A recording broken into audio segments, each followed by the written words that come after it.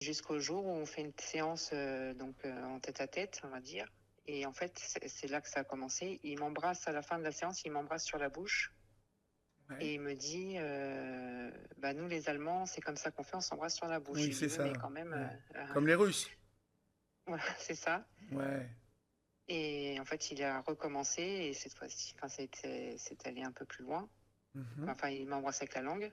Voilà. Et j'étais un peu choquée, en fait. Et Bah il oui. m'a dit, mais t'inquiète pas, c'est bien et tout. On est fait pour être ensemble. Bah tiens. Donc, je me suis dit, bon, je suis repartie de là complètement troublée. Surtout qu'il me plaisait, mais pas du tout, quoi.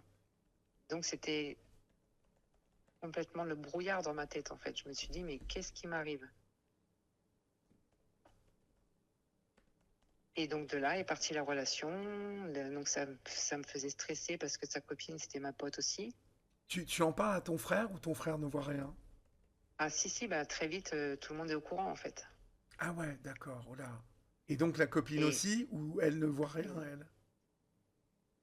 ils finissent par se séparer réellement et elle est au courant après qu'on est ensemble. Et là, D'accord. c'est pas terrible. Bah oui, tu L'ambiance n'était pas m'étonnes. super. Mhm. Et mince, je voulais dire quelque chose. Parce que je te demandais si ton frère était au courant. Et Ah, voilà. voilà. Oui, oui, donc après, ils étaient au courant. Donc personne ne m'a rien dit, vraiment. C'est passé un peu facilement, en fait. C'était comme si c'était normal que je sorte avec mon thérapeute. D'accord. Parce qu'il se fait passer pour un thérapeute quand même, hein. Ah bah ouais.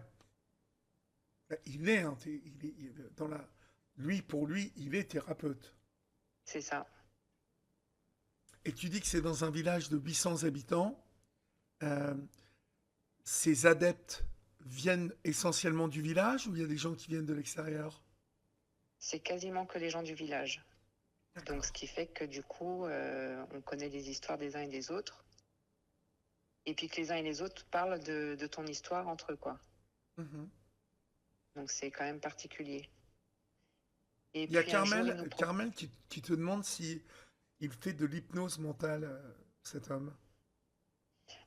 il faisait, alors pas de l'hypnose, il pratiquait le MDR, Oui. le magnétisme, la deuxième lecture. La deuxième lecture, c'est en fait aller chercher, quand tu vas parler de quelque chose, et c'est-à-dire chercher ce que ça veut dire vraiment. Oui. Je ne sais pas si tu as entendu parler de la langue des oiseaux. Non, absolument pas. C'est le sens caché des mots, en fait, soi-disant, hein.